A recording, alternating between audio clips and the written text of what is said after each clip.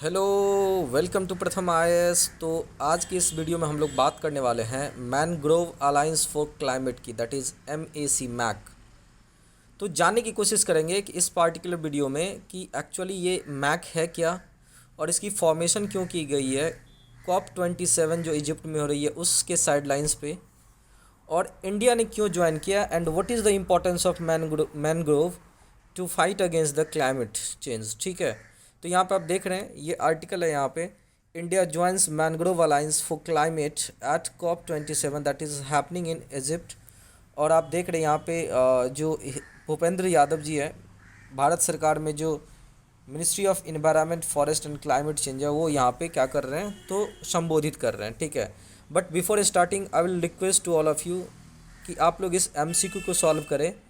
Justice Verma committee that was recently seen in news was constituted for which of the following regions। और यहाँ पे है freedom of press, violence against women, regulation of media and eco tourism. आप लोग comment में बताइए कि इसका आंसर क्या होगा। और एक रिक्वेस्ट और, हमारे चैनल को आप लोग सब्सक्राइब नहीं कर रहे हैं, please do subscribe if you are liking my video and if you are considering कि यहाँ पे आपको एक क्वालिटी सी जो है ना इन्फॉर्मेशन मिलती है। तो चलिए बिना किसी देरी के स्टार्ट करते हैं। तो सबसे पहले कि जो ग्लासगो COP27 हुआ था UK में, उसमें इंडिया ने अपने पंचामित्र में कहा था कि हम जो हैं, प्राइम मिनिस्टर जी जब संबोधित कर रहे थे, 2070 तक नेट जीरो एमिशन कंट्री बन जाएंगे।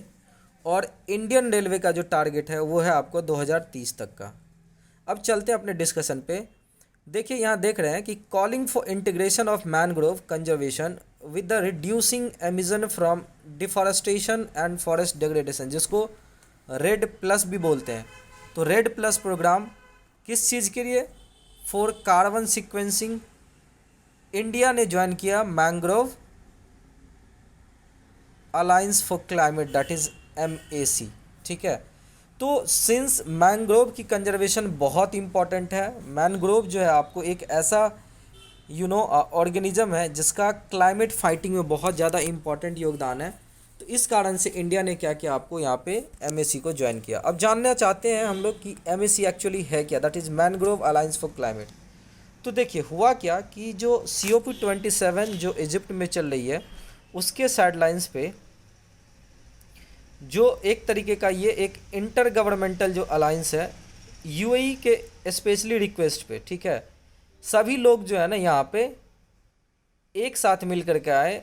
स्पेशली जो मेंबर कंट्रीज है मैनग्रोव अलायंस के, अभी UAE, Indonesia, India, Sri Lanka, Australia, Japan and Spain, इन लोग ने मिल करके मैनग्रोव इकोसिस्टम को रीस्टोर और कंजर्व करने के लिए अपनी एक ऑर्गेनाइजेशन बनाई। ठीक है, अब हम बात करते हैं कि actually mangrove alliance for climate and India के बीच में क्या रिलेशन है, why did India join this. तो देखिए इंडिया के पास जो है ना ये एक तरीके से फर्स्ट 5 कंट्रीज है टू ज्वाइन द MAC। कहाँ पे? तो 27th session of conference of the party, जिसको शॉर्ट में आप COP27 भी बोलते हैं। कहाँ? तो शर्म एल शेख एक जगह है, स्पोर्ट सिटी है इजिप्ट में, वहाँ पे। और इसके साथ साथ कुछ और कंट्री है जैसे Australia, Japan, Spain and Sri Lanka. आपको पता होगा कि पेरिस एग्रीमेंट के हिसाब से 2015 में जो पेरिस क्लाइमेट एग्रीमेंट हुई थी उसमें जो नेशनल डिटरमाइंड कंट्रीब्यूशन होता है, हर एक कंट्री की जो अपनी अपनी एक क्षमता होगी उसके हिसाब से सभी कंट्रीब्यूट करेंगे टू फाइट अगेंस्ट क्लाइमेट। तो उस पार्टिकुलर NDC में इंडिया ने बोला था कि भाई हम कार्बन सिंक को बढ़ावा देंगे, फॉरेस्टेशन, पेड़ पौधे लगा करके।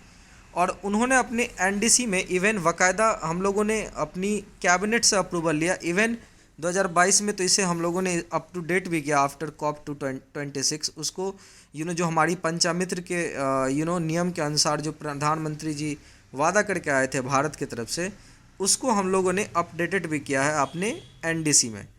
बट बहरहाल हम देखते हैं यहाँ पे, तो जो पेरिस क्लाइमेट की जो टारगेट थी 2015 की, उसमें हम लोगों ने बोला था कि हम लोग कार्बन सिंक बनाएंगे 2.5 से लेकर के 3 billion tons of carbon dioxide को, या उसके इक्विवेलेंट कार्बन डाइऑक्साइड को हम लोग क्या करेंगे, एटमॉस्फेयर से एब्जॉर्ब करवाएंगे through the tree plantation and tree cover, ठीक है। कब तक? तो 2030 तक, जो सस्टेनेबल डेवलपमेंट गोल जो रखी गई है वहाँ तक।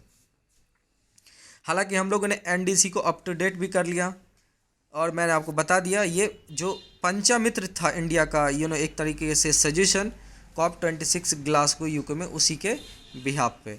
अब आप देखना चाहते हैं हम लोग कि इम्पोर्टेंस ऑफ मैनग्रोव क्या है, तो देखिए मैनग्रोव एक ऐसा इकोसिस्टम है जो दुनिया के कुछ प्रमुख productive of ecological important ecosystem में से एक है। आपको पता होगा कि जो कोस्टल रीजन्स होती है और जो लैंड होती है उसके बीच में एक बफर जोन होता है, जो एक तरीके से बहुत इम्पॉर्टेंट है सॉइल इरोजन को रोकने के लिए। जो आपकी मरीन इकोसिस्टम, जो ब्लू इकोनॉमी है, वो भी बहुत ज़्यादा बेनिफिशियल यहाँ से होती है। क्लाइमेट मिटिगेशन में बहुत ज़्यादा इंपॉर्टेंट रोल निभाता है मैनग्रोव। तो इन सब के कारण से अगर आप देखोगे ना कि जो मैनग्रोव है उसकी इम्पोर्टेंस बहुत ज़्यादा बढ़ जाती है, ठीक है। और ऐसा बोला जाता है कि वो जो है ना कार्बन को लगभग 400% faster than land based tropical rain forest से ज़्यादा सोखती है।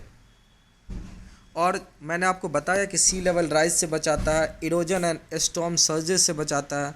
साथ साथ जो ब्रीडिंग ग्राउंड होती है मरीन बायोडाइवर्सिटी के लिए, उसके लिए भी बहुत इंपॉर्टेंट है। आपको पता होगा जो भारत में जो सुंदरबन है, हालांकि ये एक ट्रांस बाउंड्री जंगल है, मतलब बांग्लादेश में भी पाया जाता है, लेकिन most of the Sundarban in India. तो वहाँ जो है ना आपको बहुत तरह के विविध विविध प्रकार के जो है ना पेड़ पौधे सब मिलेंगे आपको। रॉयल बंगाल टाइगर के लिए वो स्पेशल जगह है। ऐसा अनुमान लगाया गया कि 80% of the global fish productions वो रिलाई करता है इस मैनग्रोव पे, ठीक है। अब हम आपको यहाँ पे बताने वाले हैं रेड के बारे में, that is reducing emission from the deforestation and forest degradation, that is red plus. ये एक मैकेनिज्म है जो किसने डेवलप किया है, तो ये UNFCCC ने 2005 में डेवलप किया था। इसमें जो डिसीजंस है वो कंपाइल्ड किया गया, मतलब इसमें जो बेसिकली डिसीजंस लिया गया उसको कंप्लीटेड किया गया 2013 में। कहाँ पे? तो एक रूल बुक फिनिश किया गया 2015 में, फाइनल प्लेस, ठीक है। इसमें जो प्लस का मतलब है रेड प्लस, ठीक है। रेड में जो प्लस है आगे, वो लेज आउट करता है various ways in which countries have defined the 3 activities, कि किस तरीके से कंजर्वेशन करना है, किस तरीके से सस्टेनेबल मैनेजमेंट करना है फॉरेस्ट एंड, ठीक है, और किस तरीके से जो है ना फॉरेस्ट कार्बन स्टॉक को इन्हेंस करना है। फिर इस पार्टिकुलर एक तरीके से आप बोल सकते हैं जो रेड प्लस, इसका जो एम था कि to achieve climate change mitigation by incentivising forest conservation, ठीक है। और यहाँ पे आप देख भी रहे हैं, ये द इंडियन एक्सप्रेस का यहाँ पे आर्टिकल्स है। Mangrove alliance for climate 6 to educate, जो एक तरीके से लोगों के बीच में अवेयरनेस फैलाना है पूरी दुनिया में कि भाई मैनग्रोव की रोल को देखो कार्बन सिक्वेंसिंग में, कर्विंग ग्लोबल वार्मिंग में, और एक तरीके से क्लाइमेट चेंज के पोटेंशियल को एक तरीके से जो है ना कम करने में। ये चीज़ें आपको यहाँ पे साथ ही साथ हम आप लोग के लिए एक इन्फॉर्मेशन के लिए यहाँ पे PIB जो प्रेस इन्फॉर्मेशन ब्यूरो है उसका भी एक कट है यहाँ पे कि union minister for environment forest and climate change Shri Bhupender Yadav ji speaks at the launch of Mangrove Alliance for Climate, that is MAC at COP27 Egypt में, ठीक है। और ये सारी चीज़ें आप यहाँ पे देख सकते हैं कि सिक्वेंसी ऑफ कार्बन बिसाइड्स हार्बनिंग एक तरीके से बोल सकते हैं फिश इंडस्ट्री, जो ब्लू इकोनॉमी है, इन सब सारी चीज़ों में। और सबसे इम्पॉर्टेंट क्या है कि मैनग्रोव जो है ना ये डिस्ट्रीब्यूटेड है in the tropic as well as subtropical regions of the world. और अब तक दुनिया में 123 कंट्रीज है जहाँ पे मैनग्रोव पाया जाता है, ठीक है। Mangrove are among the most carbon rich forest in the world, they account 3% of carbon sequenced by the world's tropical forest, ठीक है।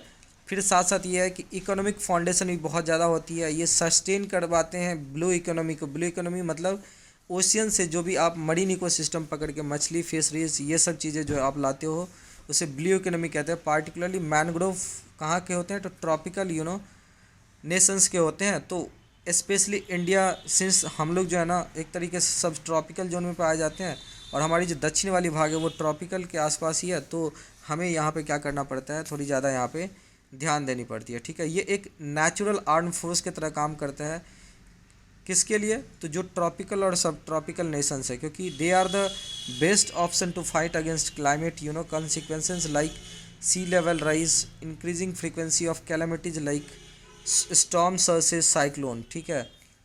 अब जैसे मैंने आपको बता दिया कि 2030 तक जो हमारी एनडीसी थी वो यहाँ पे आप साफ साफ देख रहे हैं, ठीक है जी।